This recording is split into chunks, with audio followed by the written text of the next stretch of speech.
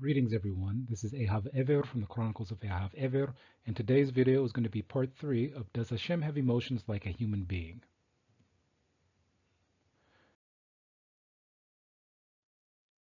Now, in the previous videos, I gave this a bit of a site that gave a definition of what emotions are. Again, I won't get into it here as much, but just in case you've missed the previous videos, I suggest you go back to the other parts of the video, the introduction as well as part 1, part 2.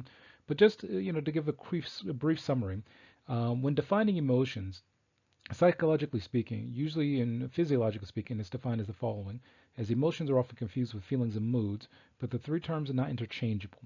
According to the American Psychological Association, APA, emotion is defined as a complex reaction pattern involving experiential, behavioral and psychological elements.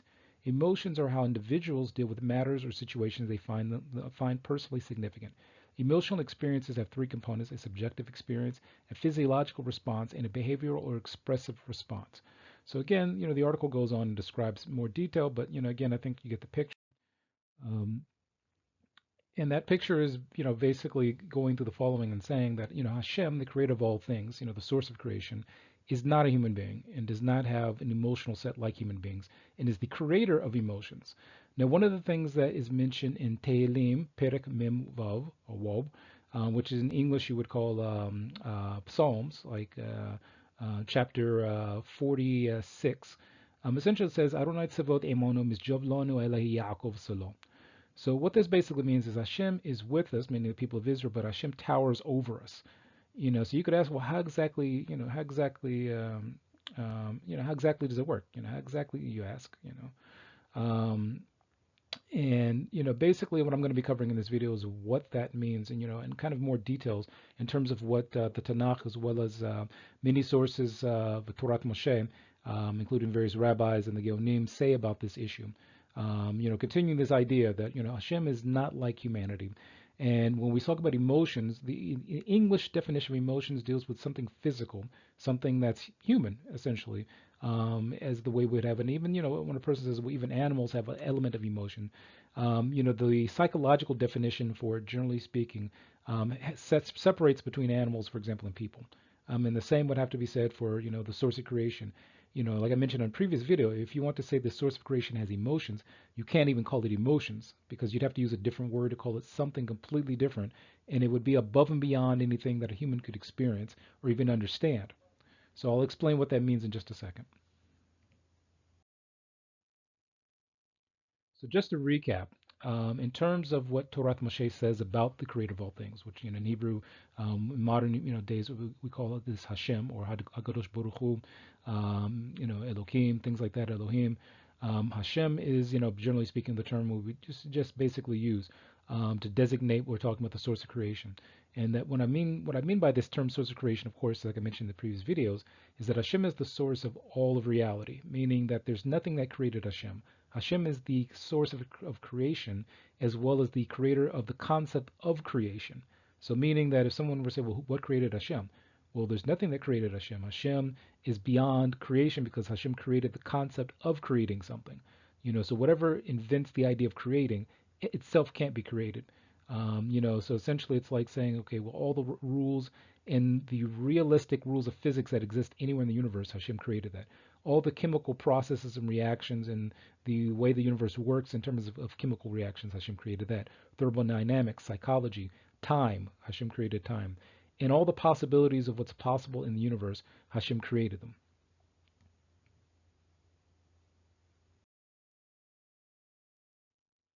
So when we look at the Torah in Sefer Shemot, which in English you'd call this Exodus, there's a description that is given to the people of Israel concerning a situation when in the Torah when the people of Israel were living in Egypt, Mitzrayim, and there's a certain place they got to called Marah. And in Marah, they said that there wasn't any water and that people complained about not having water. So one of the things that is mentioned after that point when Hashem provided them water from like trees, that essentially what it says is that a chok was established, like almost like a chok in the mishpat, which is like saying that there's a law or ruling that was established. And it says, Sam shom lo chok umishpat v'sham nisohu. So essentially, what was the statute or law that was established at this point when the people of Israel, were complaining about not having water and received it? And what was this? What law would be established from something like that? And essentially, what it says in the green, the previous part, what I mentioned about this idea of there being a hok and a mishpat, a law or a statute that was established. In the green, it explains the following: Im shemo tishma lekol Adonai Elohecha v'hayashar be'einav ta'aseh v'hozanta l'mitzvotav ושמרת כל ההוגו וכל המחלו אשר שמתי במצרים לא אשים עליך כי אני אדוני רופאך. So essentially what this means is that this ruling or law that was established was that if the people of Israel keep the mitzvot of Hashem, meaning the commands of Hashem, the rulings of Hashem, the way that Hashem gave it, that the sicknesses that were placed upon Egypt would not happen to the people of Israel. So why is this even important? Because in the previous video, I dealt a lot with does Hashem change? So when we say change, well, for example, when we look at it and say, okay, well, what are the characteristics that we can define in terms of the actions of Hashem? Because remember we talked about we can only say the actions of Hashem because we can't physically see something and we can't physically with our human bodies and eyes fully understand Hashem. So what does it mean? This idea that Hashem doesn't change. When the Torah Hashem established certain characteristics that He would interact with the people of Israel with, and even humanity is actually established in the Torah. So one of them being that if the people of Israel keep the mitzvot, then the sickness of Mitzrayim, of Egypt, would not be placed upon the people of Israel. So this is a hok, a mishpat, that was established. So what this means is that going forward for the people of Israel, from our perspective, this is the thing that we can expect. So if we look and say, okay, well, wait a minute, we're getting sick and there's this and that, we can expect that we're not doing something correctly according to the will of Hashem. And we would have to investigate that. And there was actually a point in Jewish history where this happened, and the investigation basically showed that there was three major things that were being done and being done correctly that were preventing the people of Israel from getting past a certain problematic area of life.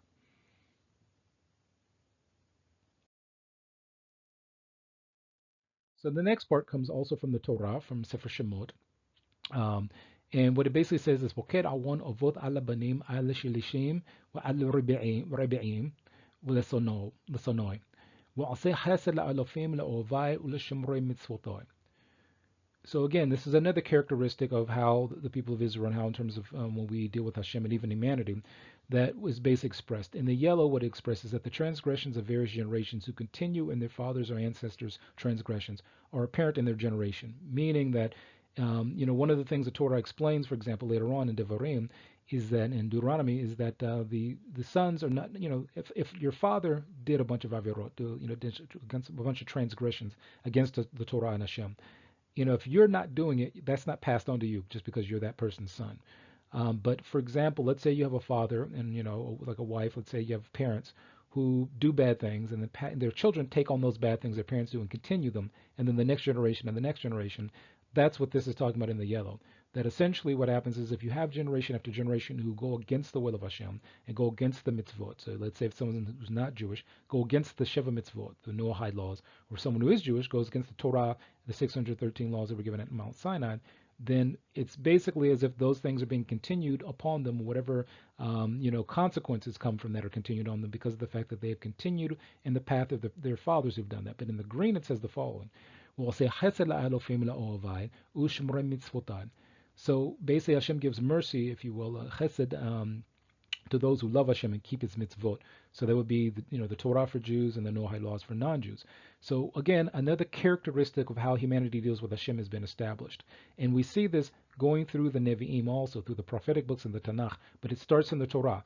When we see things established in the Torah, these things are established for all generations. And because of the fact that this is the point when the Torah was given at Mount Sinai, that Hashem laid out the groundwork for the people of Israel to fully understand Him, and not it be just a situation where only one individual gets it and understands it, but the entire nation received it.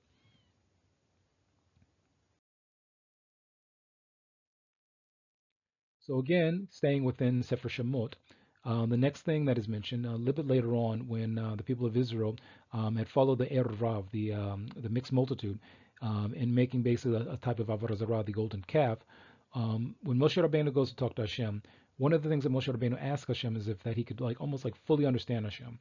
And one of the things he's told, which is in the green, is Lo tuchal lirot ayat panai, ki lo yira'ani ha'adam v'chai. So essentially, what Hashem says is that you can't see my face, if you will. And again, this is like the language of men that's being used here. This is kind of when it's being talked about. It's not saying that Hashem has a face, but it's more like you can't fully experience Hashem and understand Hashem. And the context with this is mentioned that you can't understand it and be alive, meaning that it's not like, okay, you must die now and then, but it's like saying, for example, being physically connected to a body. Our eyes, our senses are the things with which we interact with the world. But there are things that our eyes can't see, things that our ears can't hear. There are animals that can hear on a level better than humans. There are animals that can see better than humans.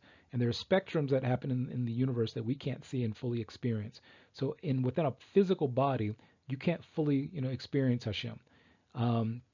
And of course, there's also limitations of where you are personally. If you're personally not like close to Hashem and you're far away from Hashem, well, you definitely can't even see it even in the next world. So what's mentioned in the yellow, and I'll provide the translation now, is Elu rahumachanun erech apayim wa rav hased wa amet noser hased lo elofim noser awan wa fashak wa hata'a wa nakeh lo nakeh boched awan avod al banim wa al bnei vanim al shileshim wa al ribe'im. So essentially, what's mentioned here is another characteristic that's given of how Hashem interacts with us. And essentially, this characteristic is mentioned in terms of the actions of Hashem that we perceive, that He's merciful at the highest degree. Not, this is kind of just a general translation, that He provides, basically mercy to the highest degree to any part of humanity that is willing to embrace Hashem and also do the mitzvot of Hashem.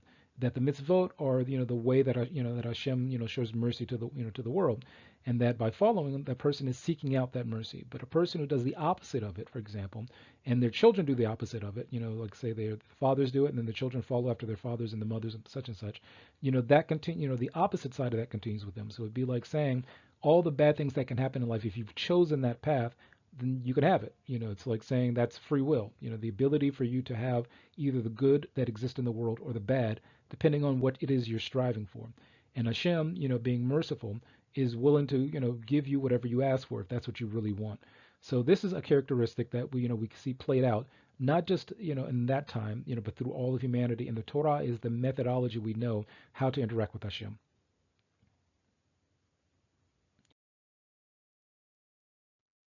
So one of the ways we can test this idea is if we look in the Nevi'im, in the book of Yonah, in this is chapter 4.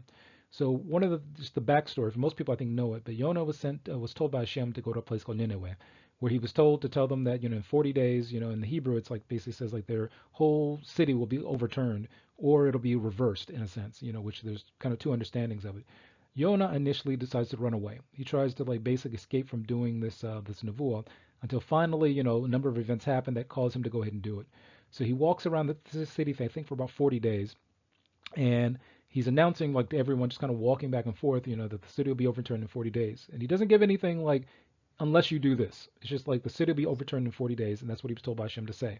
So we're told that the entire city, from the king all the way down to almost pretty much like the animals, turned back, to the way that they were supposed to be. Meaning, for them would be the Noahide laws. They turned away from all the stuff they were doing that was against the law, the mitzvot of Hashem, the mitzvot that they were supposed to keep, and then they made what's called teshuvah. They made complete turnaround. So essentially, Yonah walks away mad.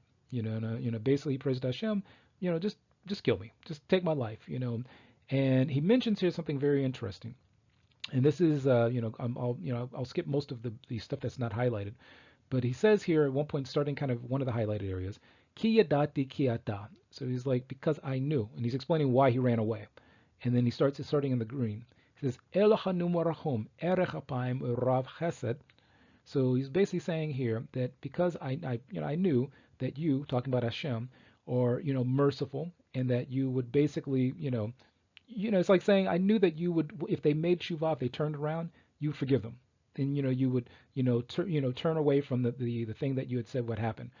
Because it's like saying I knew that was the characteristic that I understood from the Torah. Because what he's mentioning here is directly from the Torah in the green. So he adds something to that where he says in the yellow, v'nihom al hara'ah. So it's like saying that there are people who, for example, think that Hashem is always looking for the bad things that people do and waiting to punish them. But he's saying the opposite here. He's saying that I knew that you weren't trying to destroy them. I knew that if they made shuvah, if they turned around and did the right thing, then you would forgive them. Now I remember hearing once that there's like I think a commentary on this that Yonah knew that eventually Nineveh would attack Israel, but in order for them to do that, they had to turn things around and be what's called tzaddikim. So if Israel's not doing the right thing, the only way that the punishment for Israel could be is if someone comes in who's already doing the right thing, if you will, at least for that moment, to be able to do something there. So Yonah says, based on knowing the Torah, he's quoting the Torah here when he's talking about this, that he knew that Hashem was merciful. So he knew this characteristic already.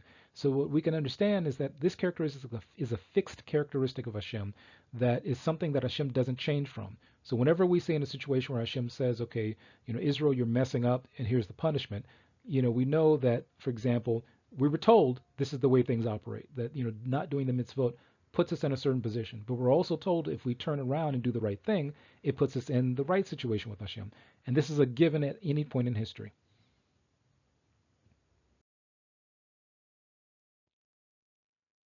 So the next thing I want to get back to is the idea that Hashem is beyond humanity, because this gets back into the idea of change and whether Hashem has emotions the way that humans do. So one of the things that's mentioned in Yeshayahu, which is in English we call Isaiah, is that the ways of Hashem are not our ways, and Hashem is beyond us, and the thoughts of Hashem are not our thoughts. And basically what Hashem establishes happens, and that's mentioned. It starts here where it says, "Ki lo machshavotai machshavotechem v'lo derechechem darachoi ne'um Adonai." So Hashem says there, telling the prophet Yeshayahu that my thoughts are not like your thoughts, and my ways are not your ways. And he continues in the next part of that same section there. It says, "Ki gavohu shamayim me'aretz, ken gavohu darachai me'darachechem, u machshavotai me'machshavotechem." So it's like saying that the ways of Hashem and the thoughts of Hashem are way above ours. That's mentioned here. That it's almost like saying the sky is above the earth. So is also the ways of Hashem above our ways, and the thoughts of Hashem above ours. And it continues in the blue where it says, "Ken yeh devorim asher yetze mipi lo yeshuv alai regam ki im asa et asher kafatzti v'hitzliach asher shalachtiv." So essentially, this is the part where it talks about what Hashem establishes happens. So there's no situation where Hashem changes his mind all of a sudden. So it's not like Hashem says, "Okay, don't do these bad things. I'm going to go play golf. I'll be back and see how you're doing." According to this, there is no such thing like that. If Hashem establishes something, that's the way it's going to be. So remember the previous slides we saw that Hashem established certain things about his character and interaction with humanity and interaction with the people, the Jewish people. Those things are like standard. They're not going to change. So even if the Jewish people do, turn away from the Torah makes it clear that at some point, the people of Israel would turn back. Whether it be like one generation messes up, two generations mess up, three generations mess up, there'll be a generation that won't. And for the sake of that generation, all the previous generations have to exist in order for that one generation to come about.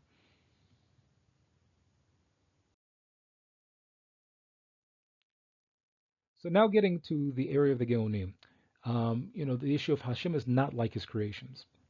So we have a situation here from the Otzer Geonim, from Rav Haigaon, commenting on Talmud Barachot. What he mentions is the following. He mentions in the yellow, for example, that Hashem does not resemble anything that he created. That he doesn't there's no there's no physical presence of Hashem. There's no changes of emotion of Hashem. There's no crying. There's no nothing like this. Hashem is not like a person. So he continues, and goes on and explain this because this was a question that was proposed to him from Barachot about what does it means. And what he says in the green, and what I just mentioned was the yellow. What he mentions in the first green part, kind of in the middle, says "Ela betorat mashal v'dimui ledavorim shenoadim benotenu lemarit ha'ain." So he says that when the Torah is talking about like Hashem in terms of like physicalities and emotions and things like that and changes, basically this is like the Torah of example and similarities. It's like metaphors. So essentially what he's saying is that this is the language that's used from things that we see. Because, we can't see Hashem with physical eyes, for example. So that being said, how else would you describe something if you can't use words that people recognize? So he gives a couple of examples, where he's saying that, for example, that the Torah is written in the language of men, which he quotes from the Talmud, from Brachot, from the Mishnah, from Brachot. And then essentially he gives some examples from the from the Tanakh where he says like one part where it says Ayin Hashem in Tehillim in the Psalms, and then it says Hine Yad Hashem in here's the hand of Hashem. Well, the first part it says like the eye of Hashem. And the Hine Yad Hashem, the hand of Hashem, is from Exodus, from Shemot. Where he says V'yechar Af Hashem Shemot. So he's saying that where it says like the anger of Hashem. So he says Ale Ashan ve'apo ve'esh mipiv tochal. So that's also from Shmuel Bet. So he's given examples where the Torah gives examples of Hashem either being angry or physically doing something. And he says in the second green part, V'lo al pishoteha ela betorat mashal ve'lashon b'nei adam v'af hachen atin divrei Haggadah. So he's basically saying that this is like the words of Haggadah, that these are the words of example and metaphor, if you will, to describe things that, for example, are beyond us, but we have to use the language of men, otherwise nobody would understand it. And the Torah is written in the language of men. So again, this is from the Geonim, and a person who kind of tried to challenge me on some of this, especially because they seemed to take issue with the Rambam and Rav Sad to go on. Well, this is someone who's not either one of them saying the same things. And we also saw that the Baal Shem Tov mentioned something similar here, that that Hashem is not like doesn't change.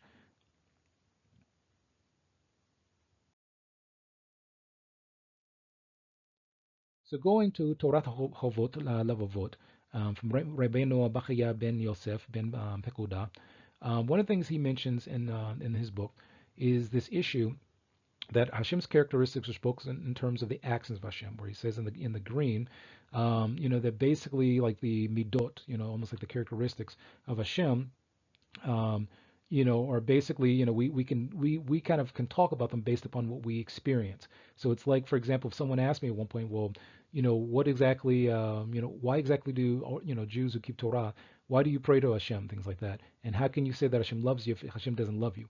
And the answer is very simple. That from our perspective, we see that Hashem gave us the Torah when he didn't have to do that. We see that he, freed our ancestors from bondage when he didn't have to do that. We see that Hashem protects us. He didn't have to do that. We see that Hashem has helped Jews survive for thousands of years keeping the Torah. We see that, there are times when we need something, Hashem provides it. We see that there are times when we're not doing the right thing, Hashem corrects us. With all of those things that we see in the physical world, because of that, we can say that Hashem loves us. And that's what we base it upon. Now, if I were to try to say, well, on Sunday, Hashem loves me. On Tuesday, he hates me. On Thursday, he's angry with me. Well, I can't physically see those things. And just for example, let's say that I get into a car accident. Well, that doesn't mean Hashem hates me because of something, and therefore the accident happened because of that. There's a lot of reasons why car accidents happen. Maybe there's some element of something I'm doing incorrectly that caused it outside of anything with doing with Hashem. So continuing in the yellow, basically what he mentions is the way that the Torah is written, in a way for us to kind of take, the idea that, the way that Hashem interacts with us is, this way that is what expresses the will of Hashem, if you will, and also the way that we experience it is, what we can take from, the characteristics of Hashem. So it's kind of like saying even the word characteristics, the midot, our words are not good enough to really describe what we're talking about, but we're allowed to use the words that the Torah gave us in order to express things about Hashem.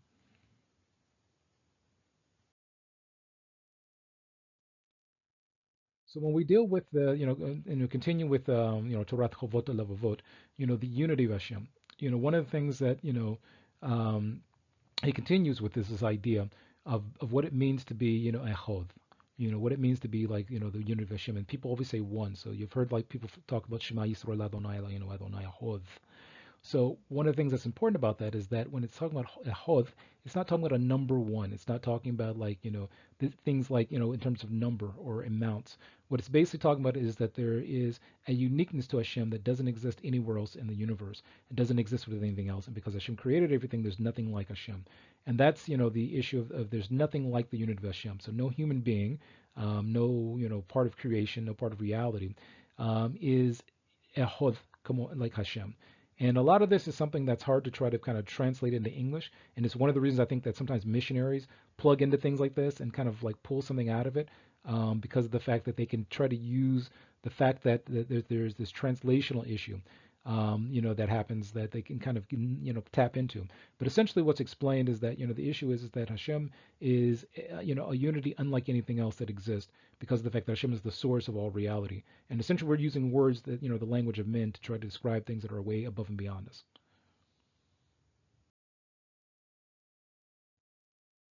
So now getting into the Mishnah Torah from the Rambam in Hilchot Yesodei HaTorah, he mentions the following: Eloah zeh echad, hu eno lo shnaim, v'lo yoter al shnaim, ela echad. So he's saying that, basically that Hashem is not, he's echad, but he's not like, like two and all that kind of stuff, and not more than two. There is no like, for example, there's Hashem and then there's this other part of Hashem and then another part of Hashem, like a Trinity and things like that. There's no such thing.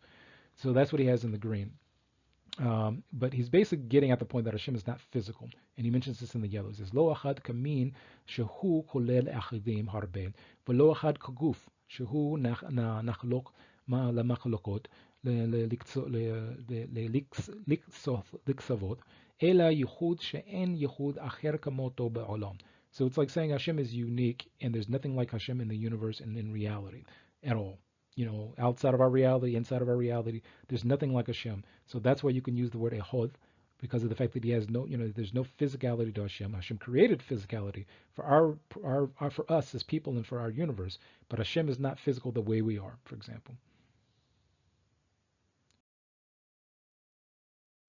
So continuing with the Rambam and this idea that Hashem is not physical. One of the things he mentions in the same area is that in the green, where it says "V'chol yotzei b'devorim halalu hakol lefi da'atam shel livnei hadam hu she'eno mekirim ela hagufot." So essentially, in the world that we live in, we only know physical things. It's hard to like get into things that aren't physical because we don't live in a non-physical world, at least within the bodies that we have, and within reality as we experience it. So it's like he basically quotes the same thing that comes from the Mishnah that we saw earlier, where in the red, in the middle, in the green section, where it says "V'dibra Torah kelishon b'nei Adam."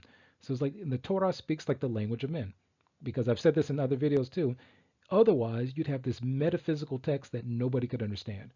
And without a baseline that everybody can understand, even a child can understand, when you start talking about these issues that Hashem has no body, Hashem is beyond it because Hashem created everything. Therefore, Hashem is not like a human being. Then he goes on and says in the yellow part, "Ve'hakol hakinuim hem kamo shene'amar im shenoti barach harbi devrim lamed bet mem aleph v'chi harev yesh lo uvacherev hu horeg ela mashal ve'hakol mashal." So he says, for example, one of the things that's mentioned in the book of Deuteronomy and Devarim is that, like Hashem has a sword, that he'll like, whip out, almost like whip out this sword. And he's like saying, what, Hashem has a sword? Hashem sitting somewhere with a sword, to kill? No, that's just an example. It's basically a metaphor. And all of this is metaphors. So it's like saying because Hashem is beyond us, we use metaphors because there's nothing else. We wouldn't be able to talk if we couldn't use metaphors.